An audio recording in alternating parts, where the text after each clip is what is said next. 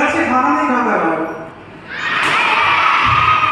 अरे तुम्हारी आवाज से तो आदि आसमान गूंज उठना चाहिए, तुम्हारी आवाज से तो आज लाहौर के सिंहासन में चरमराहट पैदा होना चाहिए, और तुम्हारी आवाज से तो कश्मीर से कन्याकुमारी तक सुनाई देनी चाहिए, और तुम्हारी आवाज को गुजरात से अरुणाचल प्रदेश तक सुनाई देनी चाहिए।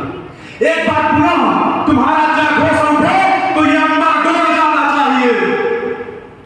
भारत माता की, भारत माता की, भारत माता की, इनकलाब, इनकलाब, वंदे। मैं मां सरस्वती को नमन करता हूं। मेरा नाम अनुराग यादव है, मैं कक्षा 12वीं का छात्र हूं। एक बार पुनः मैं आपके समक्ष खुद कविताएं लेकर प्रस्तुत हूं अपूर्व विक्रम साहब की। पर सबसे पहले मैं आदरणीय डायरेक्टर सर से मैं क्षमा मांगना चाहूंगा, खुद को लेकर के और अपने सभी सहपाठियों को लेकर।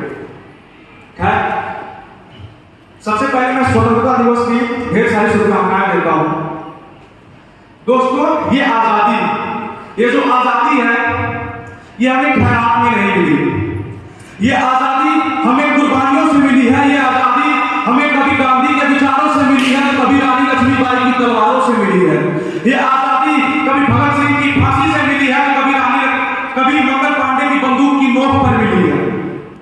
इस भारत भूमि ने इतने वीर पैदा किए हैं कि अंग्रेजों की तलवारें कम पड़ गई थी हमारे गर्दन को काटने के लिए।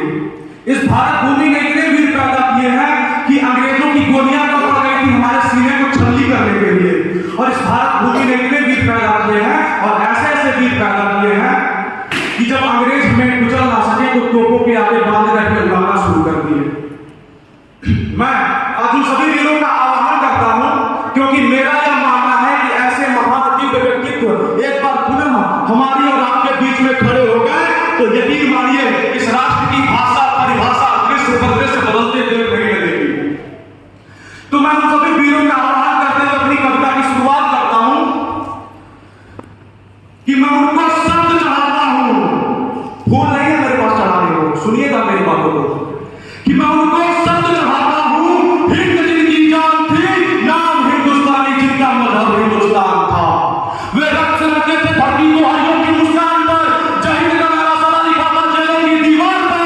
अरे बदन पर बंधी थी बेड़ियां, दिल मगर आजाद था, और रक्त के अंतिम कतरे में भी भारत जिंदाबाद था। आज मैं जिस भारत की बात कर रहा हूं, एनसीईआरटी की पुस्तक पढ़ाती है कि 14 अगस्त मध्य रात्रि 2 दस्तावेजों पर हस्ताक्षर होते हैं और आजादी हमारी झोली में आ जाती है। पर माफ कीजिएगा, ऐसा नहीं हुआ था। अरे कतरा कतरा खून दिया था, भरी जवानी जुनून दिया था, खड़े अंग्रेज नहीं माने तो गोलियों से भून दिया था। गोलियों के गाल नहीं थे, ना आवाज वजीरों की, खनखनाहट गूंजती थी सेलुलर में जंजीरों की, और राजनीति से मिली नहीं, ना ही खरीदी पैसों से, सौदा लहू के मुंह हुआ था भगत सिंह के जैसों से, और मां ने गोली खाई थी, बेटे लटके पंधों पर, आजादी की डोली उठी है कुर्बानी के कंधों पर, कुर्बानी के कंधों पर, याद रखिएगा। और मेरी जो अगली पंक्ति है, मैं अपने देश के वीर और वीरांगनाओं से कहना चाहूंगा कि जब पिछले वर्ष घर घर तिरंगा अभियान जारी हुआ था तो इसी मुल्क के कई स्कूलों और कई मदरसों में तिरंगे को जलाया जा रहा था, अजीब तिरंगे का अपमान किया जा रहा था। शायद आज की युवा पीढ़ी समझ नहीं पाती है कि तिरंगा झंडा है क्या। इनके लिए जो 15 अगस्त और 26 जनवरी मात्र एक ऐसा अवसर है जिस दिन यह लोग सुबह उठकर नहा धो करके स्कूल और दफ्तर आते हैं, लोग झंडे लेकर के आते हैं, और लड्डू खाने के बाद कोई उसी झंडे को फाड़ कर फेंक देता है, कोई जला देता है, कोई कुचल देता है। अजी मैं बताता हूं तिरंगे झंडे का मतलब क्या होता है, कि हिम शिखरों पर खड़ा हुआ जो लहरों पर लहराता है, सुनिएगा आप लोग, कि हिम शिखरों पर खड़ा हुआ जो लहरों पर लहराता है, 3 रंगों का नहीं है कपड़ा, भारत भाग्य विधाता है, और हम सबकी पहचान सदा आजादी का अभिमान है, और सके बेजान शरीर शानदार अरमान है। इसी तिरंगे झंडे पर कोई काली रंगने लगता है, या आतंकवाद की आंधी में यह भ्रम फटने लगता है, या फिर भारत मां के स्वाभिमान को कोई चाटे जाने लगता है। अरे 3 रंगों में से कभी एक झंडे पर भी दाग लगाया जाता है, तब भारत का यह अमर तिरंगा खून से धोया जाता है, खून से धोया जाता है, याद रखिएगा। और मैं ये बात भली भांति समझता हूं कि मेरे सामने जो मेरे युवा पीढ़ी बैठे हुए हैं, वो लोग चाहते हैं कि इस मंच के माध्यम से प्यार मोहब्बत की बातें हों, श्रृंगार रस के गाने चले, नृत्य हो।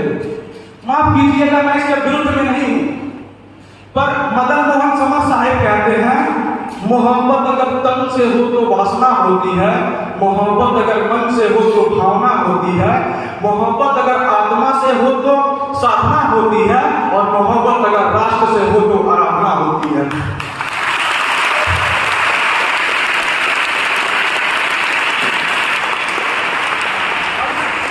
और इस आराधना के लिए मैं आपको सूचित करना चाहता हूं कि जवानी का मतलब क्या है, अजी यूथ का मतलब क्या है। मेरी बातों को पकड़िएगा, मैं राम से शुरू करता हूं कि खुद ही राम ने खुददारी में हंसकर इसका दान किया। सुनिएगा मेरी बातों को कि खुद ही राम ने खुददारी में हंसकर जिसका दान किया, भगत सिंह ने चूमा फंदा और जिसे कुर्बान किया, और सुभाष ने आदोश करके सुभाष ने लश्कर हिंद बनाया था, फतेह सिंह और जोरावर ने तहलील परिषद कराया था, संघर्षों की बुनियाद बनी वह आजादी के मोलों की, गरमगान में सुलग रही थी सेकर के पिस्तौलों की, और रोम रोम में खिल रही थी अस्तादुल्लाह खान के, वही जवानी दौड़ रही है खून में हिंदुस्तान के। मैं बता देना चाहता हूं, और इस जवानी को समझना चाहिए कि क्या उचित है और क्या अनुचित, और क्या सही और क्या गलत। ये नहीं कि दूसरों के बहकावे में आकर के कोई देश के खिलाफ आवाज उठाए, कोई पत्थरबाजी करे, तो कोई आतंकवाद का समर्थन करे, तो कोई बहन बेटियों के साथ गलत बर्ताव। अजी मैं उन सभी को यह बता देना चाहता हूं कि रावण नहीं हम बदले देंगे साधुओं के वेश में, रावण नहीं हम बदले देंगे साधुओं के वेश में, अफसल नहीं बदल सकते हैं अब्दुल कलाम के देश में, और फौलादी हिंदुस्तान है ये, दुर्योधन की जान नहीं, और अब्दुल कलाम के देश में खालिस्तान की मांग नहीं। अरे अतीत में जो हो चुके हैं वो फिर बात नहीं होंगे, 16 बार मोहम्मद गौरी हम किस बात नहीं होंगे, और कली फतेह के बाद अशोक अस्त नहीं हम छोड़ेंगे, सन 57 झील की गोली फांसी रोकी जाएगी, अब की बार भगत सिंह की फांसी रोकी जाएगी, और हिंदू मुस्लिम सिख ईसाई के शीश नहीं कटने देंगे, कसम तिरंगे की लेकर फिर देश नहीं बनने देंगे।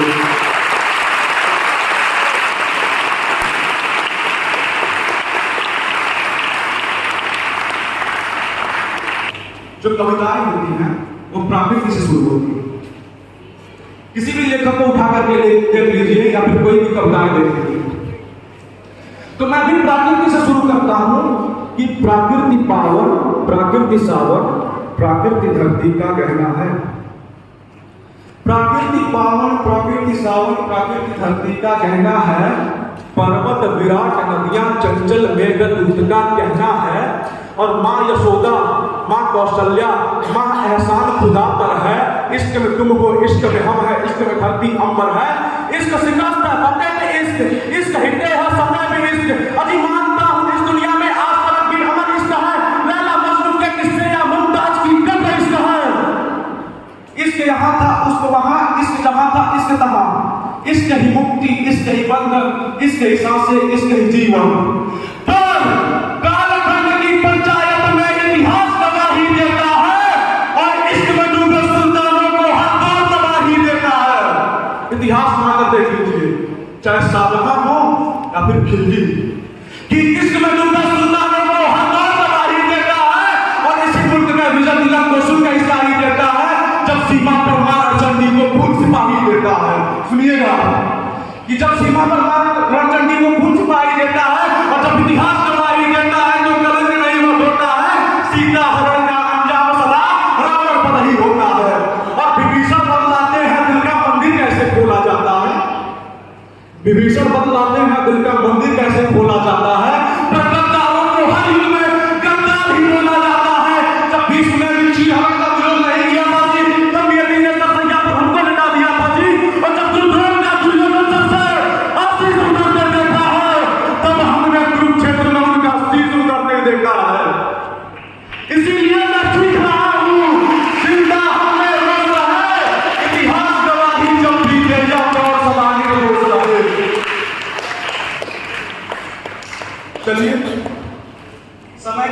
की पाबंदियां होती हैं। मैं तैयार करके तो बहुत कुछ आता आपको सुनाने के लिए, पर समय के अभाव के कारण सुना नहीं पाया। जब अगली मुलाकात होगी तो बची हुई चीजों को सुनाऊंगा, पर मैं एक आखिरी नस्ल आपके समक्ष पेश करके आपसे रुखसत चाहूंगा, क्योंकि मेरा यह मानना है कि अगर आप एबीसी पब्लिक स्कूल के इस प्रांगण से जाए तो कुछ ना कुछ सीख कर जाए, कुछ ना कुछ लेकर जाए। जी सुनिए ना, कुछ ना कुछ सीख कर जाए और कुछ ना कुछ लेकर जाए। आपने साहित्य की भाषा में अक्सर सुना होगा कि कैसे तिनका तलवारों से लड़ता है, कैसे एक दिया तूफानों से लड़ता है, पर शाश्वत सच्चाई तो यही है कि बाज का खतरा सदा रहा है चिड़िया की मुस्कान पर। बाज का खतरा सदा रहा है चिड़िया की मुस्कान पर। पीतल भारी नहीं पड़े हैं आंधी और तूफानों पर। आज तक भी भेड़ियों ने प्रीत गीत नहीं गाए और अमावस की रातों से जुगनू जीत नहीं पाए।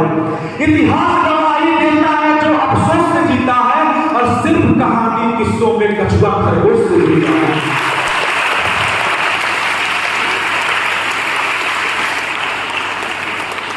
और फिर प्रहार चिड़िया भी कहीं नहीं पाती है, आप जोर मतलब की भी छाता नहीं बजाती है और अंबर की नपाई जैसे पंखों से की जाती है, शहर के छत्रों की रक्षा भी डंकों से की जाती है।